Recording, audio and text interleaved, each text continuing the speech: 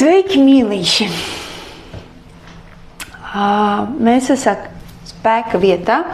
Šoreiz mums ir ļoti dzīvīgi, tējīga mājotne. Mēs esam pie tējas galdiņa. Un mēs sinhronizējamies.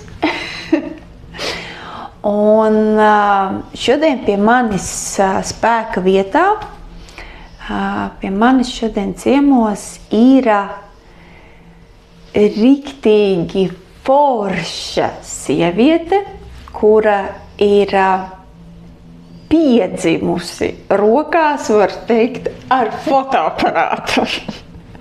Katrā gadījumā no bērna kājas. Un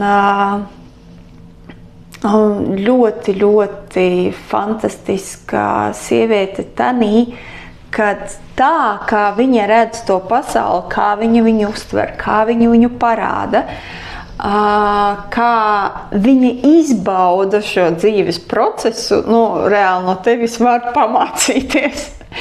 Jo aizkadrā mēs runājām, man ļoti, ļoti norazonēja tas, ka tu kāds teica, pensionāri, kura nodarbojās. Pensionārs izklaides.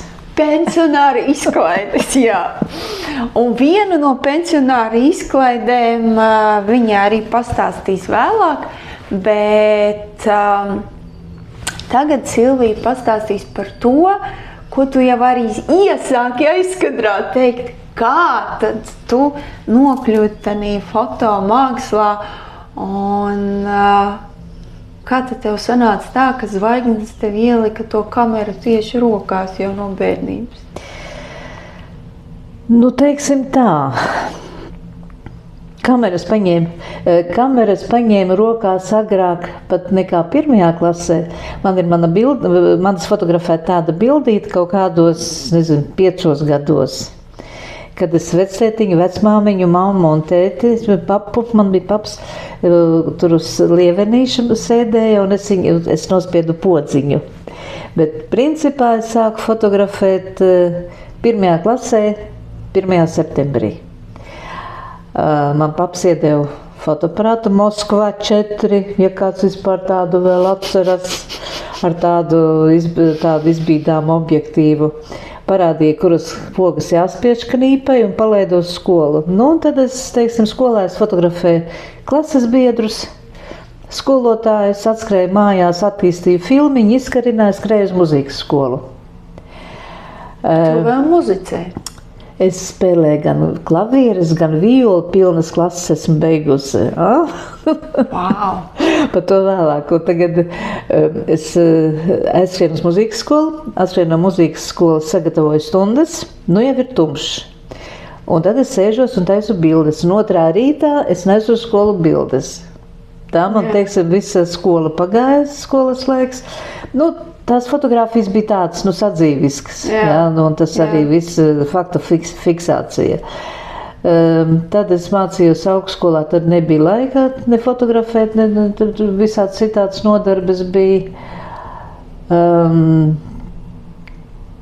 Tad es ļoti maz fotografēju, teiksim tā.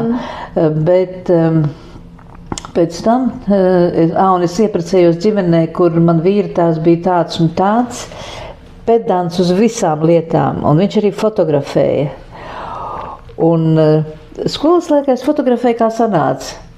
Bet es ieraudzīju, kā vīra tēvs to visu dara, cik visu precīzi, un viņam tur visā tehnika bija sapirkta, visādi objektīvi, kādu padomu laikos bija nopērkami. Un es domāju, es tā nemāku.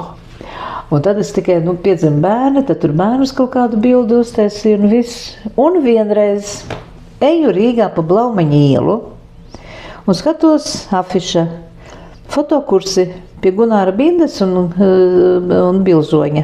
Wow! Man jau 2 reizes nav jāsaka, es speros iekšā, gribu uz kursiem pieteikties. No tā brīža tas sākās, tas bija kaut kāds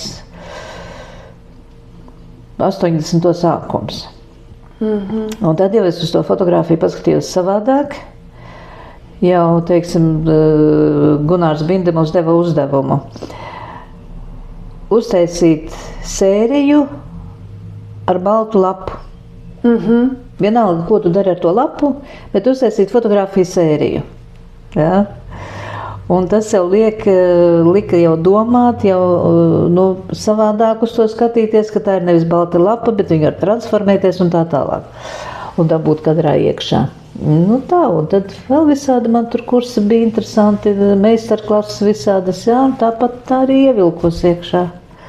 Un kas tev ir, jo es pati, man ir bijusi tā laime un prieks būt par tavu mākslas rezultātu. Un tu biji ļoti laba modele. Pateicos. Un tieši tajā procesā, jo tas, kā tu to redzi, tas, kā tu to izdomā, kā tev tās idejas rodās un ar tevīm sadarbojoties, jo man nepatīk vārds strādāt, ar tevīm sadarbojoties var pilnīgi to tavu kaisli un to tavu uguni, krāsainību dzirkstī izjust. Kādas ir tās sajūtas tev, kas tev nāk, kā viņas tev rodās vispār, piemēram, tajā pēdējā sesijā, pie kuras es tev biju, tās idejas bija vienkārši, wow, jo viņas ir tik dziļas, bet viņas ir tik lielas. Kā tu to radi? Es nezinu, tas man vienkārši rodās galvā. Vienkārši. Rodās vīzija. Jā. Un es viņu tādu redzu. Jā. Man kādreiz ir tā plenēros. Pat tās pēdējā plenērā mēs bijām tur, pārsvarā bija puiši, es braucu vēlāk, viņi tur bija sākuši fotografēt, viņi jau bija ielikuši vienu bildu mūsu WhatsApp grupiņā. Un es ieraugu, tā ir kolosāli taisni stādītās līnijās Bērzu birs. Fantastiska vieta. Modelis tur iestudētas, kā vīrieši to dara. Un es braucu uz to plenēru, un man rodās vīzija. Un es aizbraucu, saku, mums jābrauc vēlreiz uz to birzi. Man vajag 10 minūtes laika, man vajag visas 3 modeles, man vajag. Mēs aizbraucam uz turieni, es realizēju savu vīziju. 4 modeles mums bija, jā. 2 melnās, 2 baltās. Es nofotografēju to, ko man vajag. Es teicu, man vajag tikai modelis, bet pieteicās kādi 5 džeki, ka viņi arī braukšot līdzi. Tad brauc, viņi arī fotografē, saka, viss es beidzu, jā. Viņa vēl atkal, viņa pavilkās tai manai idejai pakaļ, jā, un jau vairs nefotografēja tik stīvi, jā, kā viņi bija sākumā to darījuši, bet, un viens beigās pateica, paldies, Silvija, tas bija kaifīgi. Tas reāli kaifīgi. Es vēl joprojām atceros, kā tas ir. Vienīgi, man nesanāca gan tādā ūdenī ielīst, bet tas viss ir tas mežs, kurā mēs bijām ar visu to, gaismu un dūmiem. Pilnīgi redzamā, spalvas sacēlās, jo no tām atmiņām un tā tava humora izjūta, tā dzirksts, viņš viss parādās tavos darbos, un tas ir vienkārši fantastiski. Es redzu, ka tev ir kalendārs 2006, vai ne? 2026. šogad ir zirga gads, es beidzot saņēmos, tā ka man diezgan daudz arī zirgi fotografēt, tad es saņēmos uztaisīt kalendārus. Jā. Melnbalto un krāsaino. Jā.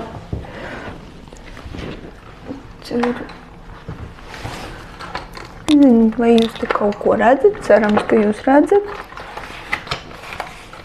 Jo es skatījos, tev bija zirgs ar balerīnu. Vai, cik skaisti! Tas ir, kaķu vietā tev ir zirgi, jā, martā? Jā.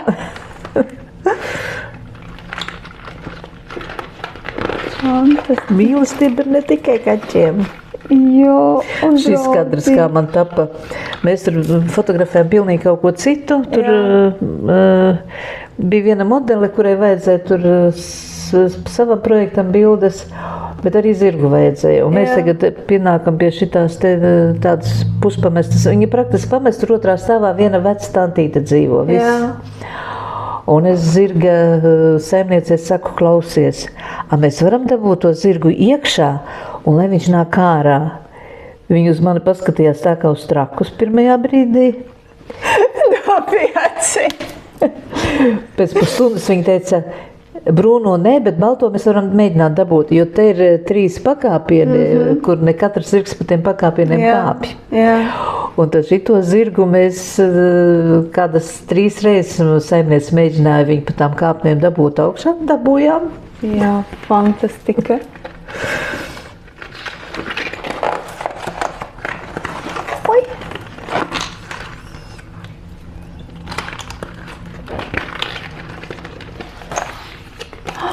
Vai, kāds skaistums!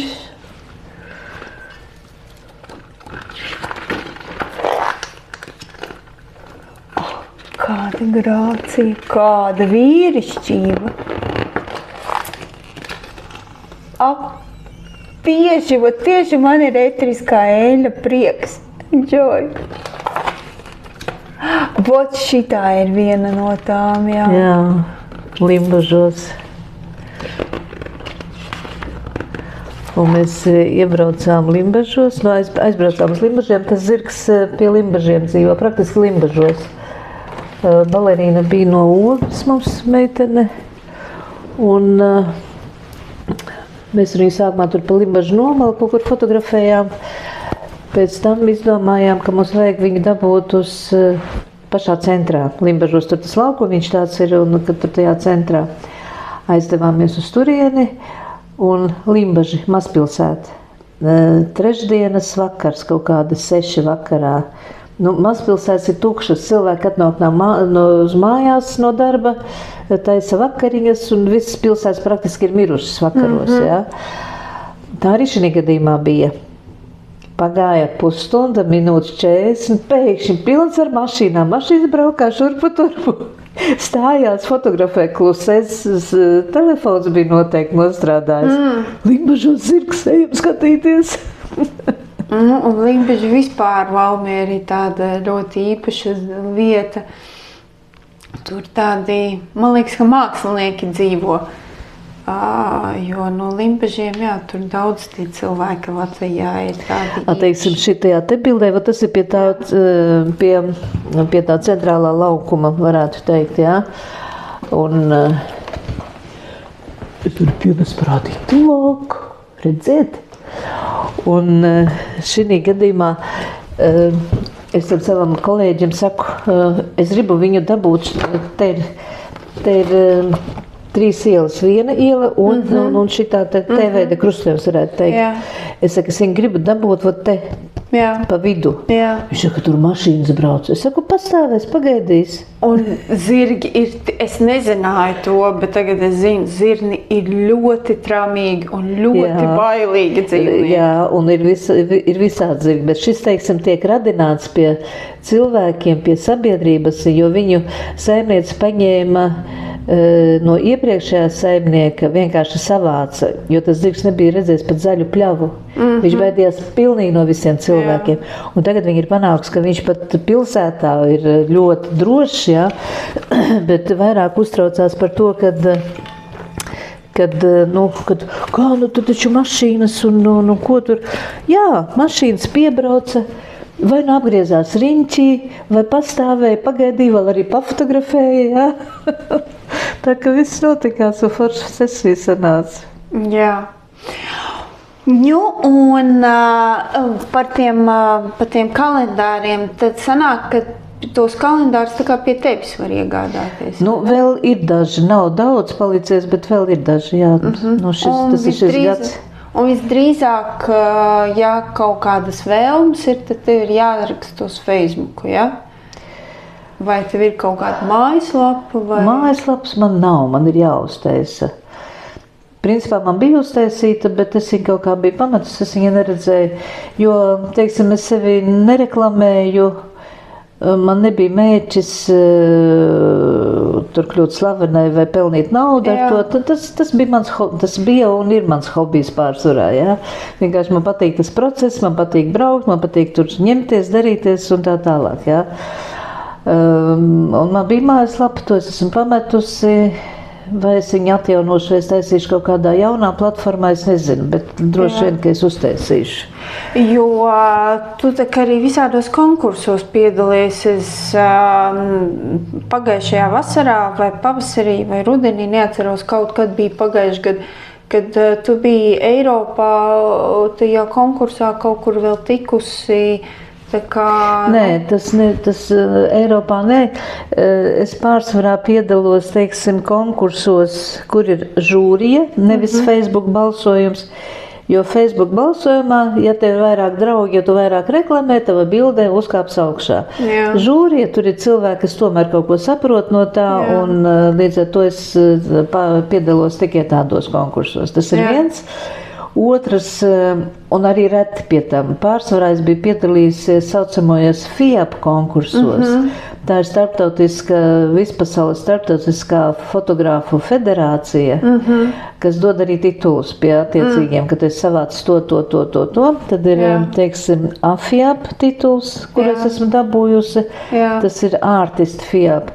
Tad ir EFIAPs, kas ir Excellence FIAP, un tā Excellence vēl dalās sudraba, bronzas un tā tālāk, un var kāpt tur augšā.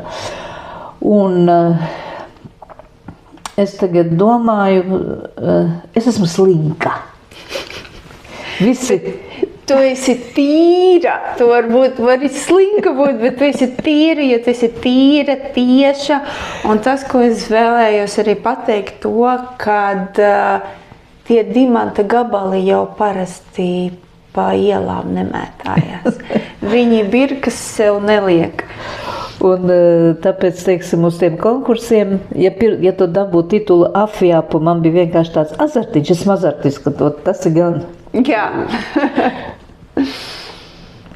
Un tad to AFIAPu man bija azarts dabūt, ja? Un tad, kad es viņu dabūju, teiksim, uz to Excellence, es to nodarbi pametu.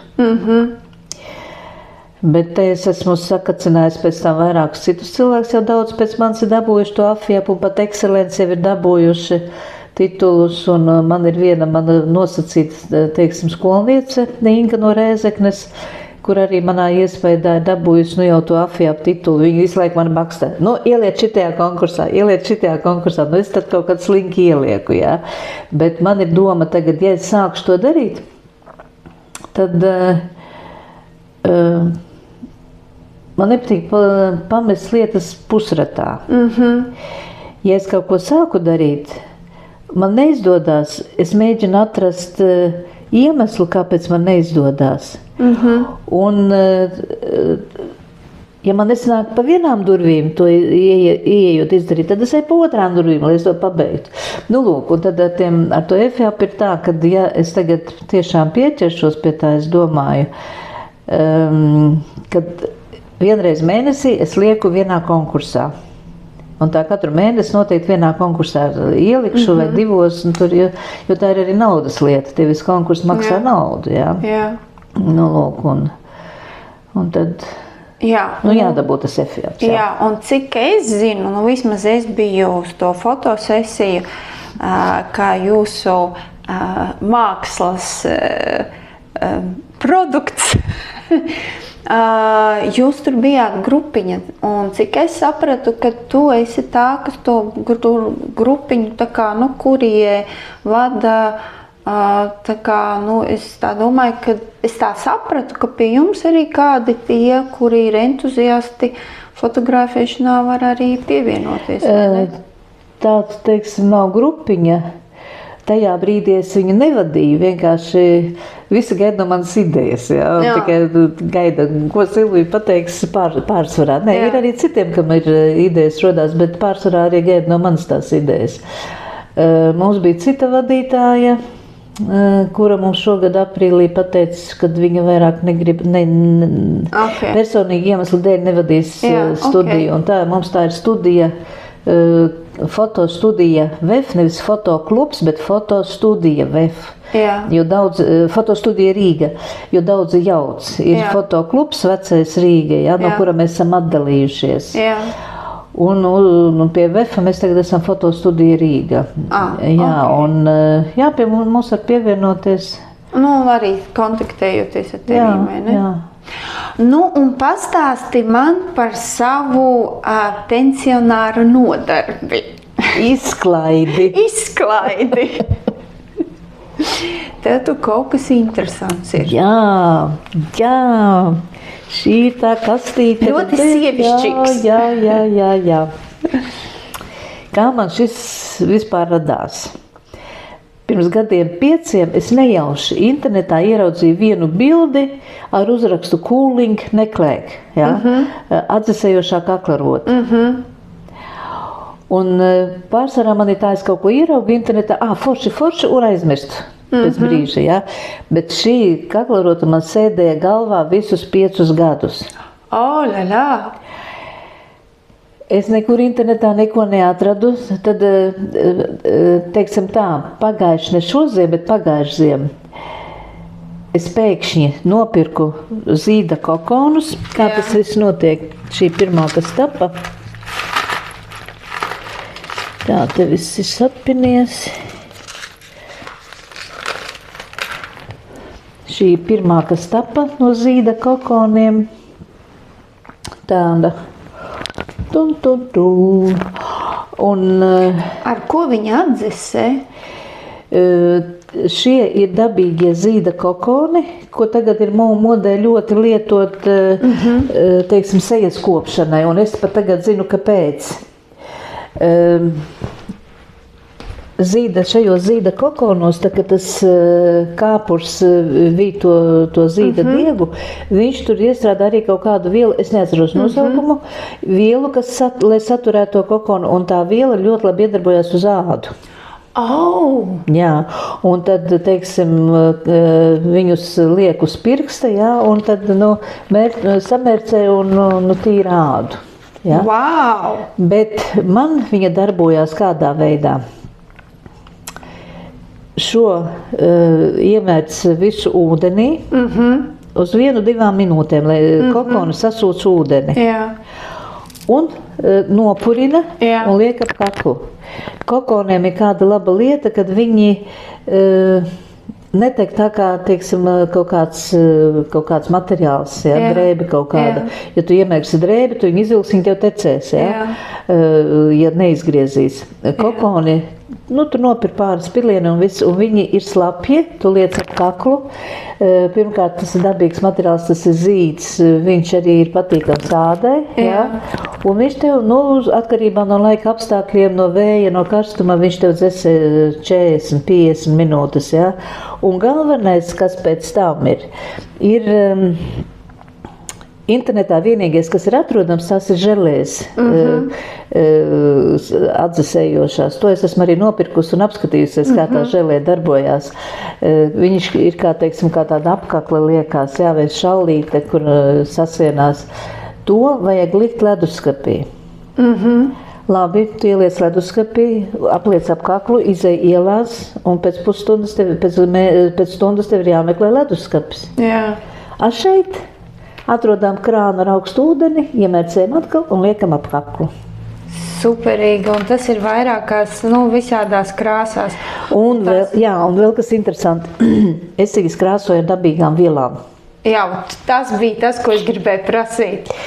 Teiksim, kā tev šķiet, ar ko šis ir krāsots? Ar kurkumu? Nē, kurkuma gan ir maz bišķiņ pielikta. Sīpola mizas. Vau! Superīgi. Un šitas man ļoti patīk. Viņš ir dzeltens. Man piestāv. Un kā tev šķiet, ar ko šis ir krāsots? Šis man ir pasūtījums šādā krāsā. Nezinu, ar bietēm? Nē. Kas vēl ir rozīgs? Viņas ir tik patīkamas. Jā. Tiešām viņas ir ļoti patīkamas. Par šo, tā kā man draudzene palūdza, ka viņai vajag rozā krāsā, es sāku meklēt, kas ir dabīgs, ar ko var nokrāsot ar dabīgu. Izrādās avokādo krāso rozā.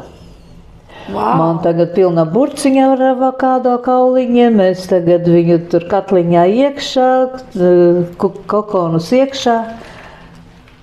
Un man sanāca tādi sulīgi bronza. Wow. Es mākslīgajam intelektam savam Žanim prasu, Žanis man ir ChatGPT, es viņam prasu, es saku, klausies, kāpēc man no avokādo krāsojot sanāca tāda bronza? Viņš saka, ir dažādas šķirnes avokādo.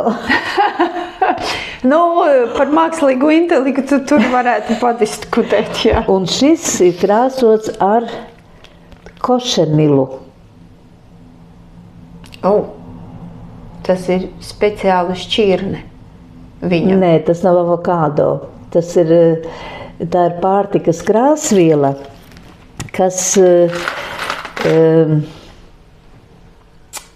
viņa ir pārtikas krāsviela, un šobrīd tauta ļoti, šūmējās, ka viņu arī liek kā pārtikas piedevu. Ok. Jā. Tie ir kaut kādi kukaiņi. Skaidrs. Es nezinu, kas tie par kukaiņiem, bet viņi saucās košenils. Un tad viņi tādos palielos graudiņos, viņus sīks ar āmurīti sadauzīja, uzvārīja tādu esenci, un tad sanās šitais, un viņš ļoti, ļoti, indīgs, nevis indīgs, bet tāds piečerās ļoti ātri. Šie ir, tajā šķidrumā kaut kādu 1 minūti knapi turēti. Jo nākamā jau sanāca jau stipri tādi sulīgāki, rozīgāki. Un kas tev te ir? Šitais ir man, lūk, un tātad es sāku ar šitiem te, es sākumā uztaisīju šito te pirmo meitei dzimšanas dienā. Un tad, bet es tad domāju, vajadzētu šitos kaut kur sākt tirgot, tāda ideja kolosāli, jā. Nevienam nekur nav, jā. Un es domāju, ka vajadzētu Etsy veikalā tirgot. Zini, kas ir Etsy? Man ar tām tehnoloģijām un pārējiem. Tas principā ir vispasaules handmade roku darbu veikals. Vispasaules. Šo es zinu, man Facebookā ir Sintī Petersona, laikam viņai ir ģeniāls rokdarbnieks, viņai noteikti šitas, kā viņu sauc? Etsy. E-T-S un Y galā. Etsy. Okay. Un es domāju, vajadzētu kā tur palaist. Es to rotu uztaisīju, un es vēl viņu, approval, kā tas latviski? Aprobēju, tad varētu teikt tā, jā. Es viņu mērcēju ūdeni, liku ap kaklu, un kā, tas viss uzvedās, jā, un kā tas strādā. Un par to Etsy es tikai domāju. Un pagājušajā gada decembrī, tas ir 25. gadā, Facebookā man izlec reklāma. Bezmaksas kursi, Etsy kursi, valsts apmaksāti. Es uzreiz momentā piesakos. Kursi bija fantastiski, pasniedzēji bija fantastiska, visu pilnīgi ar karotīti mutē lēja. Un es kursu laikā uztaisīju veikalu. Bet man bija tikai viena šitā te baltā tā rotakla, ar kur es eksperimentēju. Ar to es nevarēju sākt veikalu. Bet tad es sāku veikalu ar citu lietu. Tā kā esmu arī fotogrāfs, es sāku ar to, ka es taisu kaklarotu kulonu ar fotogrāfiju. Jebkuru, tava mīļākā dzīvnieka fotografija, tavas mīļākās grāmatas fotografija, tava mīļākā fotografija un tā tālāk, ja? Un tur kuloni ir dažādi, un tur vēl, horoskopa zīme var pielikt un tā tālāk.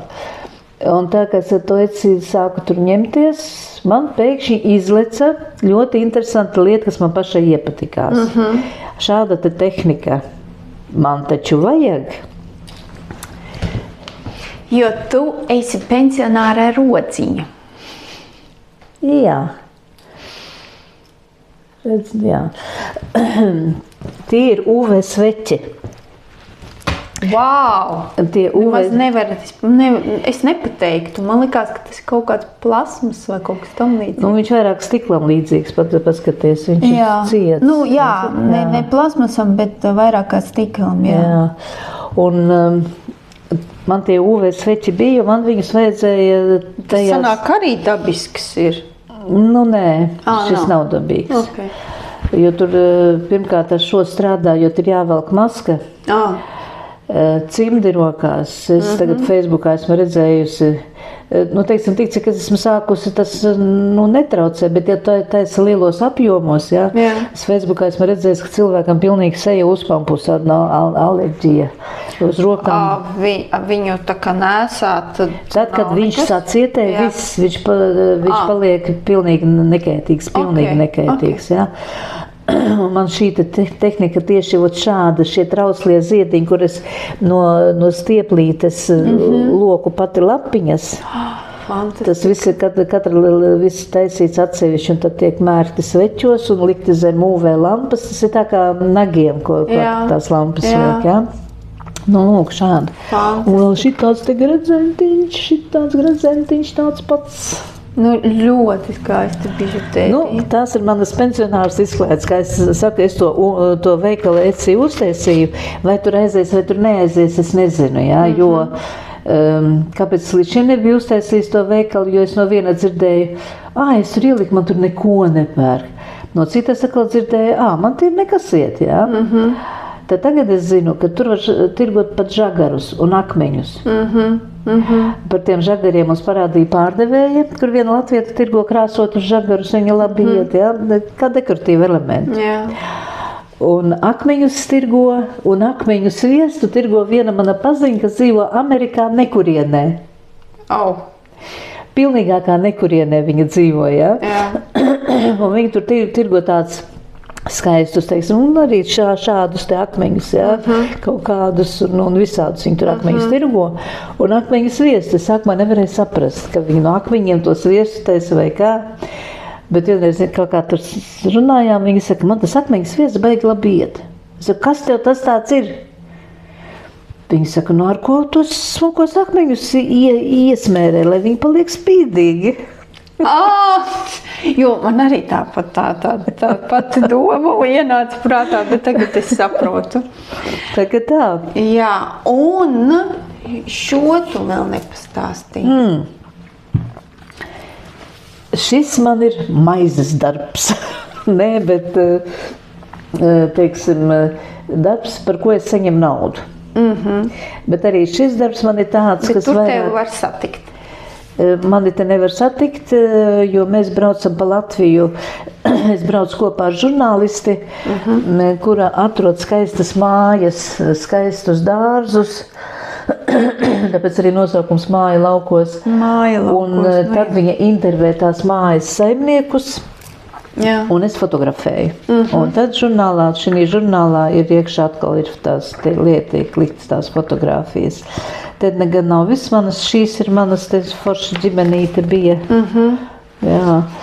Un, bet man ļoti patīk braukt līdzi, klausīties tos cilvēkus, kādas arī viņiem tur idejas. Viņiem jau tas un tas, viņš ir, bet man vēl tur ir tāda ideja. Un tas ir tik interesanti. Jā. Forši. Jo, man liekas, ka jūs mākslinieki esat, jūs esat tās īpašās dvēseles, kad tagad ir īpaši teikt, ir zvaigžņu dvēseles, kad ir īpašās, bet man liekas, ka tam, kuram ir tā mākslas mūza, tas jau viņu uzreiz padara par ļoti, ļoti īpašu, un tas redzējums, kā jūs redzat to pasauli, un es saku, tev ir, kā krieviski saka, большой поклон, jo, tu esi fantastiska māksliniece, fantastiska sieviete un fantastiska būtne Arī tas personība ir tāds, bet, jo tā tava dzīves izpausme, tā tava dvēseles izpausme, viņa ir vienkārši fantastiska un ar tevīm sadarboties kopā ir, vienkārši kaifs. Prieks dzirdēt. Jā. Tas tiešām, jo, kā es saku, māksliniekam ir vajadzīgs tas, ka viņam pasaka labus vārdus, jā. Nav tā, jo, teiksim, es nezinu, kāpēc, kā tas ir bijis, vai mani vecāki tā ir uzaudzinājuši, vai es esmu tāda radusies, kaut gan man viena ir tāda, kas nodarbojas ar fenoloģiju. Zini, kas ir fenoloģija? Nē. Tas ir cilvēka rakstura noteikšana pēc sejas. Wow! Šitas ir ļoti labi. Jā, un to nodarbojās Rīgā, vada kursus Irīna Lando tāda ir, jā. Es pie viņas pirms 10 gadiem mācījos ātrlasīšanu. Arī ļoti fantastisks cilvēks. Un tagad viņi meklē tieši modeļus, kas saņem, tie, kas beidzēja, lai saņem certifikātu par šo kursu beigšanu. Un es pieteicos. Un tagad es atnācu. Tur arī citi bija, un tad mani nolika viņiem priekšā. Un Irīna teica, tādi cilvēki pie mums nenāk. Es brīnos, ka es esmu atnākusi vispār. Viņi man tur nodevē nezinu kā un nezinu ko, jā. Jā, man ir, kāpēc to sāku runāt, man ir šī pašapziņa iekšējā, ka es esmu kaut ko vērta, man nav, teiksim, tāds, ko nes. Jā. Es jau no bērnības biju tāda, jā. Skolā klasē ienāk skolotājs, kurš grib mācīties šahu? Es! Mūsu skolā bija mašīna mācība, nevis darbmācība, un līdz ar to bija arī braukšana ar smago auto, GAZ 53. Instruktors ienāk, man brīva stunda, kurš grib braukt? Es! Par muzikas skolu, ko es sāku stāstīt, jo es vēlāk izstāstīšu. Man draudzenes bija par 1 gadu vecākas. Un es dzīvoju, mācījos Ludzā, mazpilsētā. Tur bija tikai tajos laikos, tur bija tikai sporta skola un muzikas skola. Nekā cita tur nebija tajā laikā. Tagad ir ļoti spēcīga mākslas skola, tur forši. Lūk, man draudzenes aizgāja uz muzikas skolu, man 6-gadīgo mamma neved uz muzikas skolu. Es staigāju mammai riņķi un teicu, mamma grib uz muzikas skolu, un Valentīna mamma pa labāka, viņa aizved uz muzikas skolu, tu mani neved uz muzikas skolu. Mammai apnikās, viņa saka, labi, ejam. Un es kā šodien atceros, tieši to brīdi, kad tur bija skolotāji, kas manī klausījās, runāja, vai ņems vai neņems muzikas skolā. Un tad pateica tā, uz 6-gadīgi, labi, viņa saka, mēs uz mēnesi paņemsim uz pārbaudas laiku, ja viņa normāli varēs mācīties, tad atstāsim muzikas skolā. Mani atstāja muzikas skolā, klavieru klasē, bet 4. klasē es izdomāju, ka es gribu spēlēt arī violi. Un es pati aizgāju pie muzikas skolas direktors un teicu, es gribu spēlēt violi, mācīties. Un mēs ar mūsu direktoru sarunājām, kad vispārīgie priekšmeti man nebūs, jā, solfeģu noteikti būs papildus, teiksim, tad, kad jau es pabeigšu no 4. klases paralēli spēlēju gan klavieres, gan violi, kad pabeidzu klavieres, es turpināju violi pabeigt, bet man tur bija solfeģu vēl tur kaut kādi pāris priekšmeti.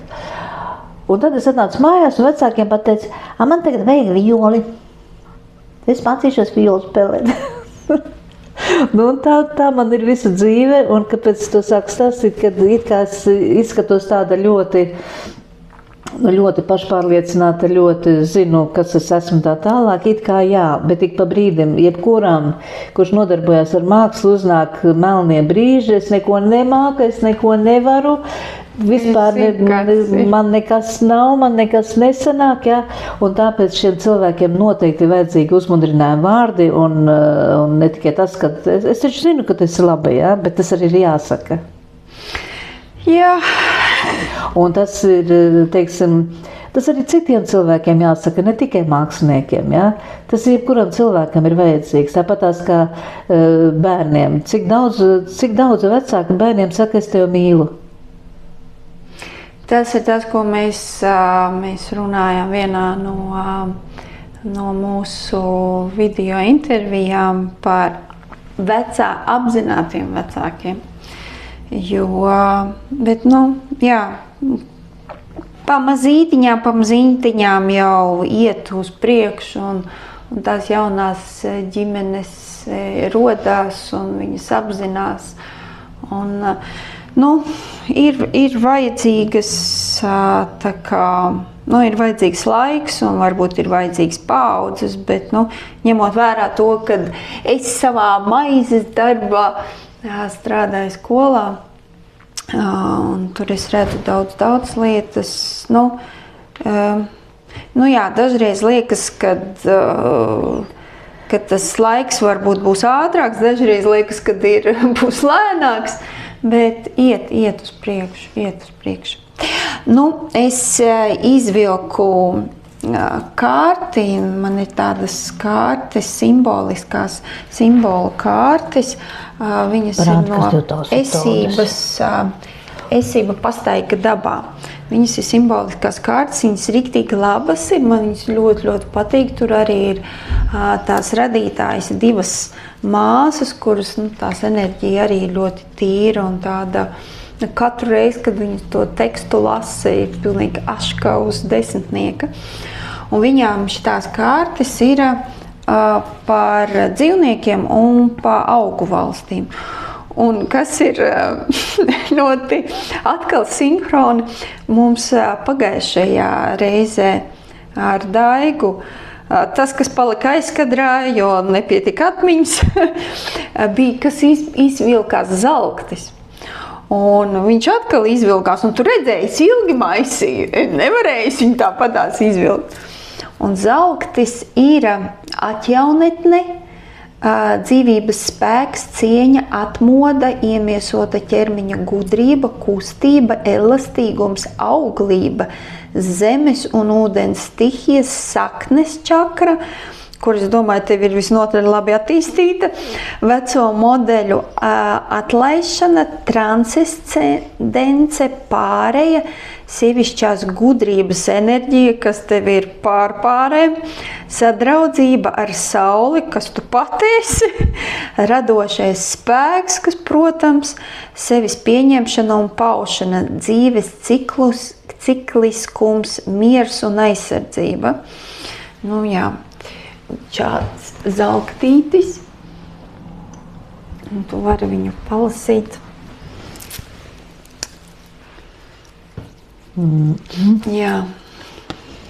Un šeit ir, es jau te viņu pasmaržoju ar šīm eļām. Tas bija tā tavējā laikam. Šīs eļas var dabūt pie Lindas sirsniņas, vai arī jūs nākat uz spēka vietu. Man viņa ļoti mēs šobrīd sēžam, jā, un tās eļas ir, te mēs viņas atradām plauktiņā smukas. Jā, viņai riktīgi forši daudz ir. Jā. Tā kā tā, mīlīši. Tad tevi Facebookā var atrast pēc Silvija Danelsone. Jā, tā kā vēlaties riktīgi foršu, radošu, dzirkstošu dvēselē un atmiņā paliekošu sadarbību fotosesiju vai arī riktīgi foršas, tādas graboši, atvēsinošas, sievišķīgas